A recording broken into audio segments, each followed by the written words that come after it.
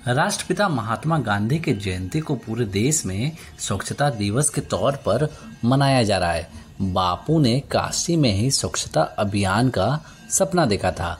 1903 में पहली बार बापू जब काशी आए थे और यहाँ की तंग गलियों से होकर वो काशी विश्वनाथ मंदिर जा रहे थे, तब गलियों और मंदिर के आसपास गंदगी देख वो विचलित हो गए थे। हालांकि उस वक्त उन्होंने इस बारे में कोई चर्चा नहीं की थी, लेकिन मंदिर के आसपास की गंदगी को देख वो काफ़ी नाराज हुए थे।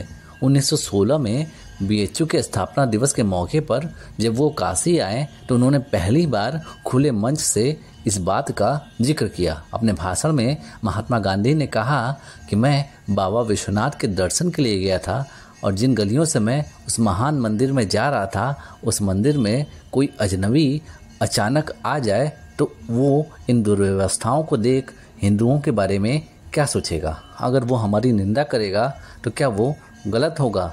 करीब 107 साल पहले महात्मा गांधी का खुले मन से ये संबोधन ये बताता है कि आज़ादी के पहले से ही बापू ने देश में स्वच्छता अभियान की लड़ाई को छेड़ रखा था।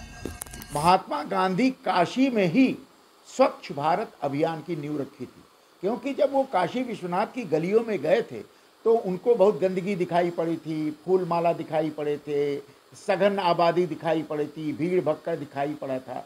उस समय महात्मा गांधी ने बहुत अच्छे शब्द कहे थे। उन्होंने कहा कि देवता वहीं रहता है जहाँ स्वच्छता होती है, देवता वहाँ रह ही नहीं सकता जहाँ अस्वच्छ वातावरण होगा, स्वच्छता नहीं होगी।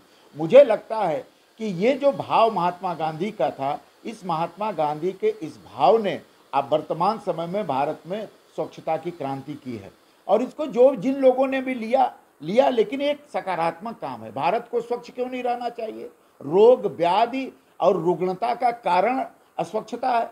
स्वच्छता से रोग से मुक्ति भी होती है। तो जो ये अभियान चल रहा है कि भारत को स्वच्छ होना चाहिए, कूड़ा करकट नहीं होना चाहिए, हर घर को स्वच्छ होना चाहिए, गांव को स्वच्छ होना चाहिए और एक सामूहिक रूप होना चाहिए, तो स्वच्छता के आधार पर भारत में सामूहिकता के भाव को दृढ़ करना एक महत्वपूर्ण कारक है और महात्मा गांधी ने इसकी नींव काशी से रखी। मैं